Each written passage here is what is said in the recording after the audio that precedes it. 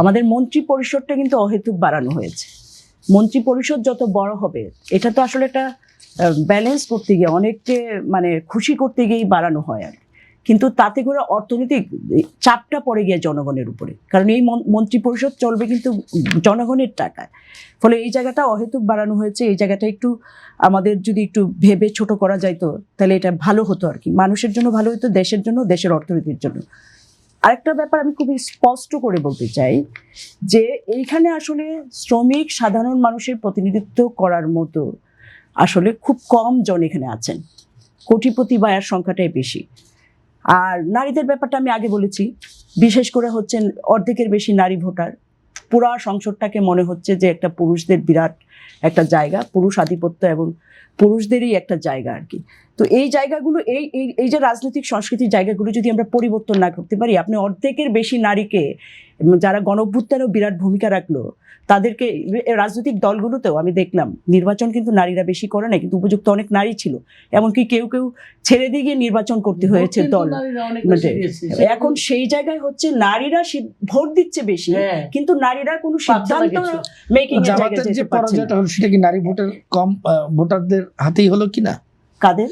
জামাতের যে পরাজয়টা হলো নির্বাচনে, এক ধরনের তো পরাজয় তো হয়েছে, এক ধরনের উত্থান হয়েছে, আর এক ধরনের মানে আমি সেটা মনে করি না। প্রথমত আমি মনে করি না যে, আমি স্পষ্টভাবে মনে করি যে আমাদের মুক্তিযুদ্ধ একটা বড় প্রশ্ন, এবং মুক্তিযুদ্ধ আমাদের মানে চ্যালেঞ্জে পড়ছে আর কি, একটা প্রতিক্রিয়াশীল শক্তির এখানে বেশ উত্থান হয়েছে, এবং সেইটা আসলে আমি জানি না সেইটা আসলে দেশ মুক্তিযুদ্ধের প্রশ্নে একটা অসাম্প্রদায়িক চেতনার দেশ, সেটা কোন জায়গায় যাবে, সেই জায়গাগুলো একটু গুরুত্বের সাথে আমাদের বিবেচনা করতে হবে, সেই জায়গাগুলো আমাদের একটু ভাবতে হবে যে দেশ আসলে কোন দিকে যাবে, এই ব্যাপারটা আছে।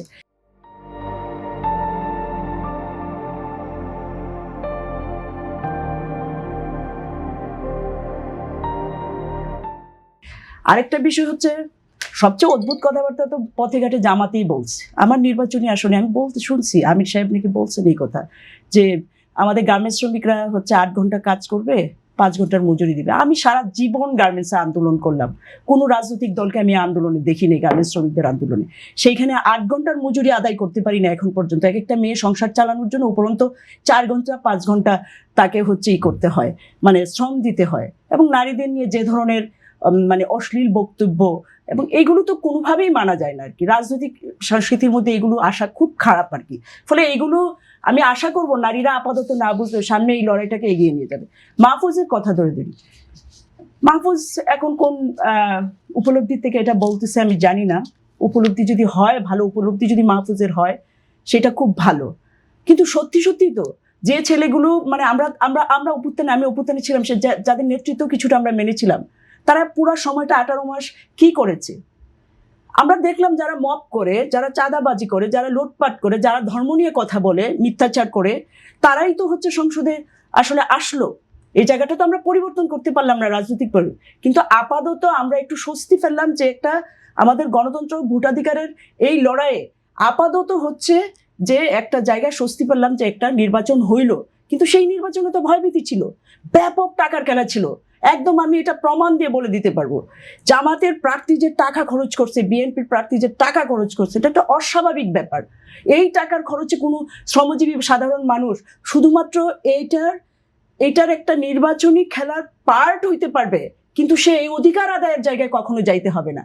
আমরা একটা জিনিস স্পষ্ট বুঝে ফেলছি যে এরকম আন্ডারস্ট্যান্ডিং, ভাগবাটোয়ারা আমারও মনে হয়েছে এগুলো চলতে থাকবে, এবং তার মধ্য দিয়ে যদি শ্রমিক মেহনতি মানুষ, যেটা আমরা বলতেছি আসলে যে লড়াইটা আমরা করার চেষ্টা করতেছি, আমি বলতেছি বা আমরা খুবই কম ভোট পাইছি, এটা নিয়ে যে কেউ আমাকে চ্যালেঞ্জ করে বলতে পারবে আপনারা তো কম ভোট পাইছেন।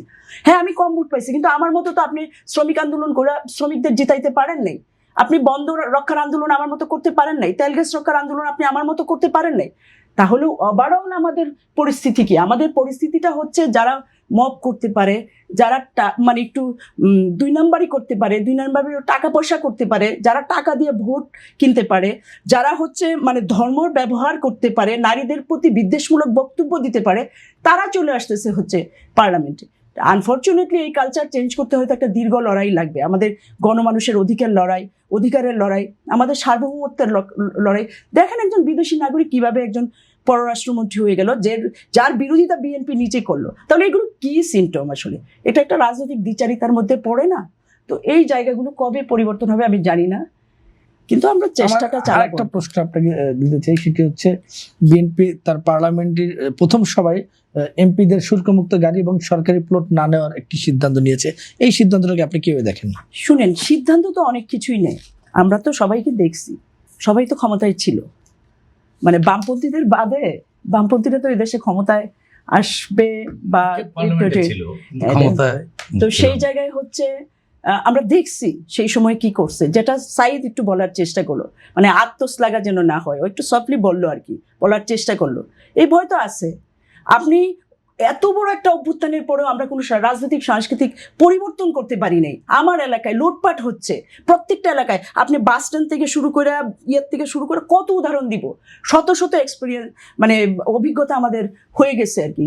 তো এই কালচার, এত বড় একটা অভ্যুত্থান যেখানে আওয়ামী লীগ একদম সমূলে উৎপাটন হয়ে গেল, আমাদের রাজনৈতিক বর্জ্য রাজনৈতিক দলগুলোর মধ্যে কোনো শিক্ষা হয়নি। এবং এইটা আগামী 6 মাসের মধ্যে সেটা আমরা আসলে আরো ভালোভাবে জিনিসটা বুঝতে পারবো আর কি।